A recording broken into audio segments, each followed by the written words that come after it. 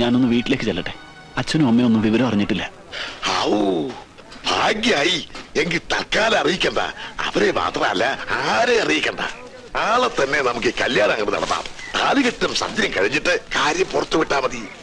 എങ്ങനെയുണ്ട് എന്റെ ബുദ്ധി? അമ്മാവാ, പോയവൻ ഏതായാലും പോയി. ഇനി എന്റെ കാശ് പോവാന്ന് പറഞ്ഞാൽ ഇക്കണ്ട കാര്യങ്ങൾക്കൊക്കെ ഉറുപ്പി എത്ര ചെലവായെന്നാ വിചാരം. ചതിക്കല്ലേ എന്റെ ഉണ്ണിയെ. ഒന്ന് നിർത്തും അമ്മാവാ. സ്വന്തം കൂടെ പറപ്പ ചെതറി തെറിച്ച് പോയത്. അതൊന്ന് പെറുക്കി ജിതയിലേക്ക് എടുക്കുന്നതിന് മുമ്പേ വേണം ഈ കല്യാണം കച്ചേരിയൊക്കെ.